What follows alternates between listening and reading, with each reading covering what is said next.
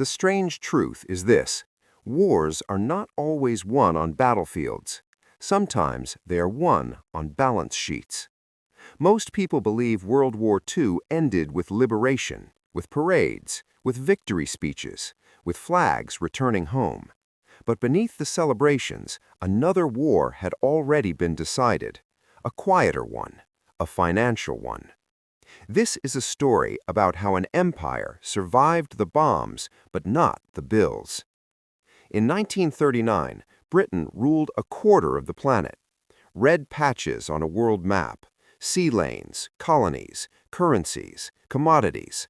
The pound was not just money, it was trust, power, gravity. London was where the world settled its accounts. Then the shooting started, and something else started running faster than ammunition: cash.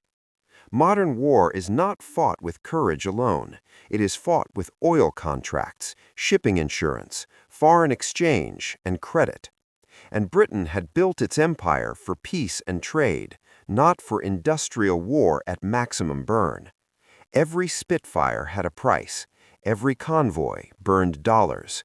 Every month of survival drained reserves that had taken generations to accumulate. Across the Atlantic, America watched, neutral, armed, and very patient. The United States did not enter the war poor. It entered rich, industrial, untouched. Its factories were idle. Its vaults were full. Its laws, however, were not designed for charity. Congress called it neutrality, cash and carry. If you wanted American weapons, you paid in advance, in gold, in dollars, no credit, no mercy. So Britain paid, not with future promises, with its past. Gold crossed the ocean under naval escort. Securities followed. Titles, shares, ownership itself. A physical migration of wealth from London to New York. This was not looting in the traditional sense. There were no soldiers, no bayonets, only contracts, only ledgers, only signatures written under blackout curtains. And here's the paradox. Britain was not being punished for losing. It was being punished for surviving. Because once survival depends on supply, and supply depends on permission, the battlefield quietly moves. By the time Lend-Lease was announced, the empire had already begun to sell itself. What followed was not aid, it was architecture, a system designed to last long after the war ended, a system that does not break, because it was never meant to. In December 1940, Winston Churchill wrote a letter that history remembers as courage. It was actually surrender, written politely. The letter crossed the Atlantic like a distress flare. Britain was out of money. Not soon. Not eventually. Now. Churchill explained the facts without ornament. German submarines strangled trade. Bombers turned cities into furnaces. Factories worked night and day. The treasury was empty. This was not a request for weapons. It was a confession of insolvency. Before the war, Britain had been the world's banker. Its citizens owned railways in Argentina, mines in Africa, plantations in Asia, oil in the Middle East. The empire exported goods, capital, and confidence. 7 months of total war erased that structure, because the war was not paid for in pounds, it was paid for in dollars. The United States knew this. Henry Morgenthau at the Treasury knew this precisely. He did not speak in metaphors, he spoke in audits. Before a single dollar of Lend-Lease could flow, Britain had to prove it was truly broke. Not politically broke, not temporarily strained, structurally exhausted.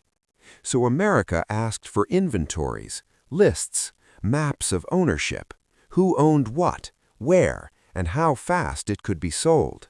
This was not cruelty, it was leverage disguised as fairness. Morgenthau's logic was simple. If Britain still had assets, Americans should not subsidize them. Liquidate first, then ask for help. This forced Britain into a fire sale during an air raid. Companies were sold under duress, shares unloaded at fractions of their value, income streams severed forever. The most symbolic sale came in 1941. American Viscose Corporation, a profitable industrial giant, British-owned, American-located. It was seized, sold, and transferred in weeks. The price was half its real value. The proceeds went straight to Washington. No soldiers entered the factory, but ownership changed hands all the same. This was the moment the war quietly changed direction, because Britain was no longer fighting only Germany, it was fighting arithmetic. And arithmetic does not care who wins the war, only who owns the future. They called it Lend-Lease, a name designed to sound temporary, harmless, reversible. A hose borrowed from a neighbor, returned after the fire. But nothing in global finance is ever returned. The Lend-Lease Act passed in March 1941. $7 billion authorized, eventually 50. For Britain, 31 million over 4 years. But the money did not arrive freely. It arrived with clauses, with conditions, with futures embedded in fine print. Buried deep inside the agreement was Article 7, a sentence that sounded like morality, free trade, non-discrimination, equal access. In reality, it was a demolition order. For decades, the British Empire had survived on preference. Colonies bought British goods first. Tariffs protected imperial industry. The system was inefficient, but it was stable, and stability is power. Article 7 required that system to die. After the war, Britain would open its markets, not later, not gradually, immediately. American companies understood what this meant. They were larger, more productive, untouched by bombing. They could outcompete anyone. The war was still raging, bombs still falling, and Britain agreed to dismantle its own defenses in advance. This was not diplomacy. It was foreclosure scheduled for peacetime. While Britain rationed bread, America expanded. Factories multiplied. Workers gained skills. Supply chains stretched across oceans. By 1944, the numbers told the story clearly. 2/3 of the world's gold sat in American vaults. The dollar replaced the pound. Trade routes bent west. This did not happen by accident. It followed design. Systems reward those who write the rules early, and America had written them while others were distracted by survival. By the time victory came, the transfer was complete. Britain still had flags, still had fleets, but it no longer owned the machinery of influence. Empires do not fall in one moment. They are unbundled, clause by clause, signature by signature, and the most dangerous contracts are the ones signed when there is no alternative. When the war ended, Britain expected relief. Instead, the clock started ticking. On August 15, 1945, Japan surrendered. Europe exhaled. Factories expected time. Ministers expected credit. 7 days later, Lend-Lease stopped. Ships already at sea were recalled, cargoes reversed, paperwork voided. The lifeline was cut with administrative calm. Britain's economy had been rewired for survival. Civilian production was gone. Exports were non-existent. Food came from abroad. Fuel came from abroad. Everything depended on dollars that no longer arrived. John Maynard Keynes called it a financial Dunkirk, not a panic, an evacuation, a race to prevent collapse. The numbers were unforgiving. Without immediate funds, Britain would default. Imports would stop. Rations would tighten. Starvation was not rhetoric, it was arithmetic. So Britain returned to Washington, not as a partner, as a debtor. The negotiations in 1946 were polite. They were also brutal. America offered a loan, $3.75 billion, 2% interest, commercial terms. There would be no gratitude clause, no recognition of sacrifice, only conditions. The most dangerous condition sounded technical: sterling convertibility. During the war, Britain had trapped its empire inside the pound. Colonies earned sterling but could not exchange it. They had to buy British goods. It was an artificial ecosystem, but it kept industry alive. Convertibility shattered it. In July 1947, the pound was opened. For a few weeks, the system was honest, and honesty destroyed it. Sterling flooded out. Dollar reserves evaporated. In 5 weeks, a quarter of the loan vanished. Britain closed the window in August, but the damage was permanent. This was not a mistake. It was a stress test. The system proved what it was designed to prove: that dependency enforces obedience, that survival has a price, and that the war does not end when the guns stop. It ends when the balance sheet says so. They like to say the system is broken, that it drifts, that no one is in control. But systems this durable do not emerge accidentally. They are assembled, stress-tested, locked in by crisis. After 1945, the architecture spread outward. The Marshall Plan looked like generosity. $16 billion rebuilt Europe. But dollars do not arrive alone. They bring standards, institutions, alignment.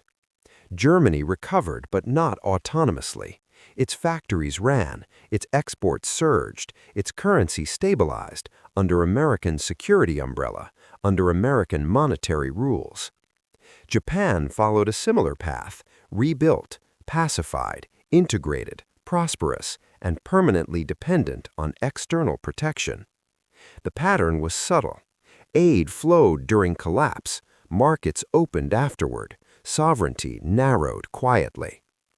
Debt was not punishment, it was gravity. Once denominated in dollars, escape required dollars. To earn dollars, you needed access. To keep access, you needed compliance.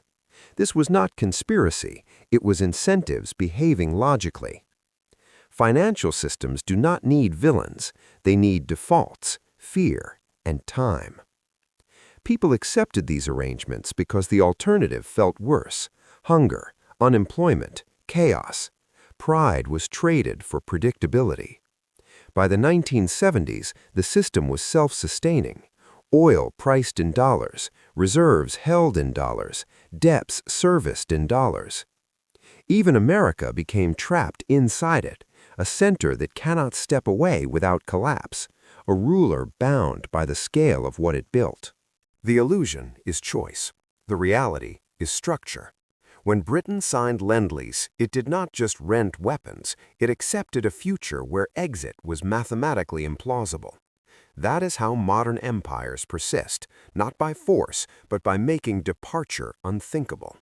They still call it a special relationship, shared language, shared history, shared wars. But relationships are defined by dependency, and dependency leaves records. Look at the documents now declassified, the cables, the balance sheets, the clauses written in careful ink. They do not read like friendship, they read like design. Lend-Lease did not save Britain for free, it converted an empire into a client. It exchanged territory for time, markets for survival, sovereignty for solvency. Nothing was stolen violently, everything was transferred legally. That is what makes it permanent. By the time the public noticed decline, the mechanisms were already normalized. Debt payments became routine, bases became background, the dollar became natural. This is how systems survive scrutiny. They present themselves as inevitable, as common sense, as the cost of stability. To escape such a system, collapse is required, not protest, not reform, collapse. Because the system is not broken, it is calibrated. Britain's story is not unique, it is simply early, the first proof of concept. An empire learned that victory can still mean liquidation, that allies can be creditors, that survival today can mortgage tomorrow. The war ended, the accounting did not. And somewhere between the gold shipments and the final payment, a new rule quietly replaced all others. People inside these systems rarely notice the walls. They feel like habits, like norms, like adulthood. Pay, borrow, comply, repeat. Stability feels moral. Instability feels irresponsible. So the structure persists without guards or chains, only incentives, only consequences, only quiet fear of what happens if the flows stop. That fear is the true enforcement mechanism, stronger than armies, cheaper than occupation, and far more enduring. It works because most people confuse safety with freedom and permanence with peace until exit becomes unimaginable under any imaginable circumstance whatsoever. In the modern world, power does not conquer you, it balances you. And once you're balanced, you're never free.